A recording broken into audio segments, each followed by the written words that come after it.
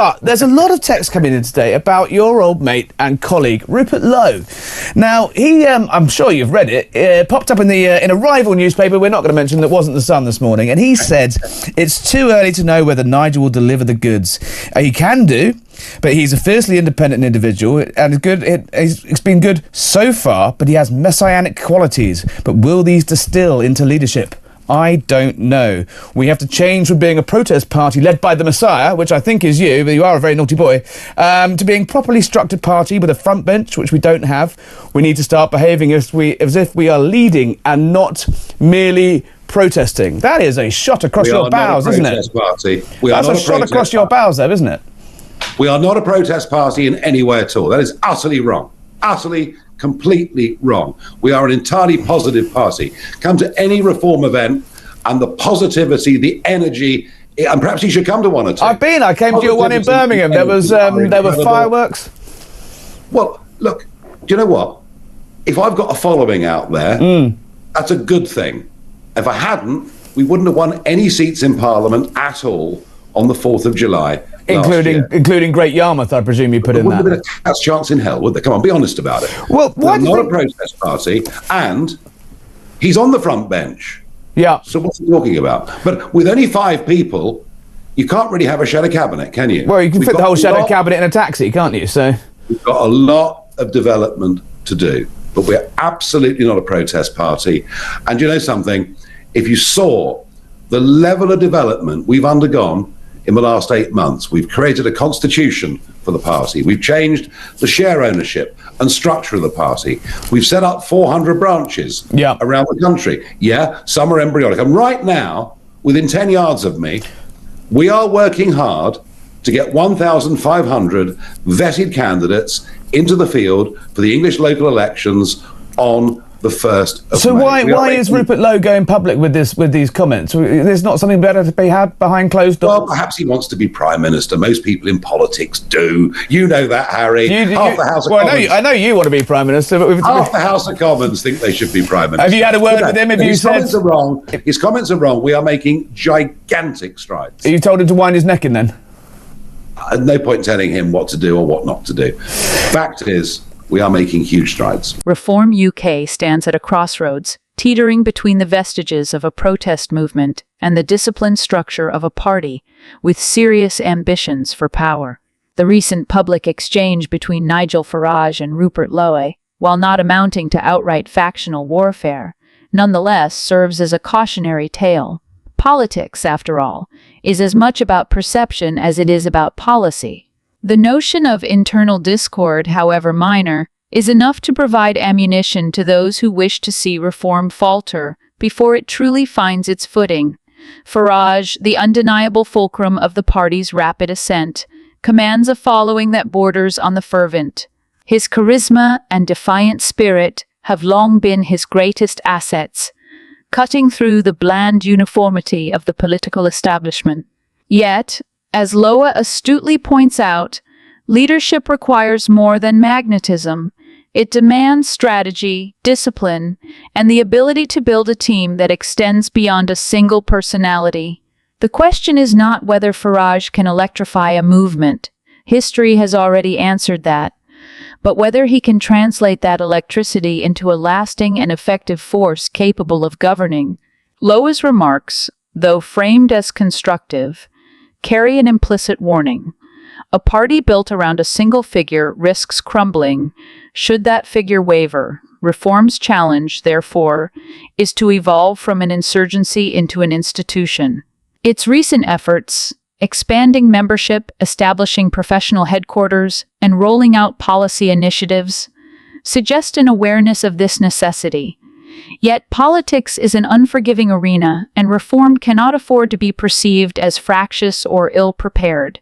The label of a protest party has long shadowed reform, an accusation wielded by its critics to dismiss it as a transient force, fueled by discontent rather than a coherent vision.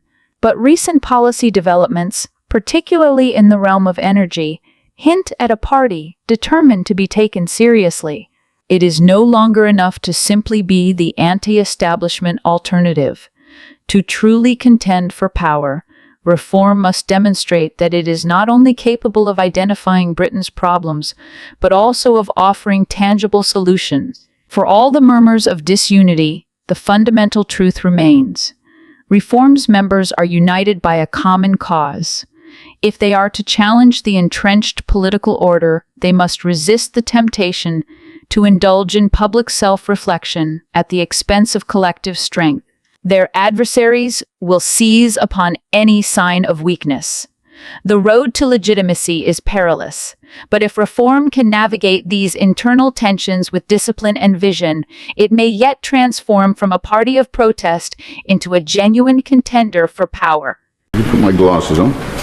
Women are being forced to face significant risk in order to be inclusive. Men must not be allowed access into women-only spaces, regardless of whether they believe themselves to be a woman. They are not. We must prioritise safety over inclusivity, dignity over wokery, reality over ideology. Will the Leader of the House commit to a debate in government time on protecting women-only spaces and women-only services?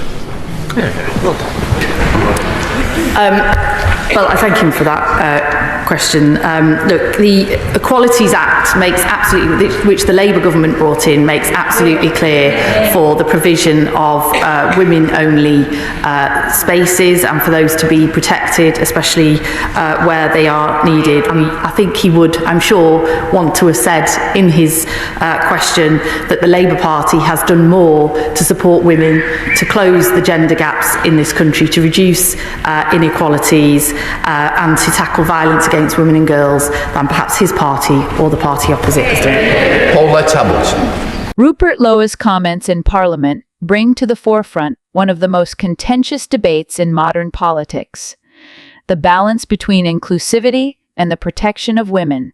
Only spaces. His statement, delivered with a sense of urgency, argues that the drive for inclusivity has placed women at significant risk by allowing biological men access to areas designated for women. He frames the issue as one of safety, dignity, and reality versus ideology, implicitly critiquing what he perceives as an overly progressive stance on gender identity. At the heart of this debate is the question of whether the prioritization of inclusivity has come at the expense of women's security.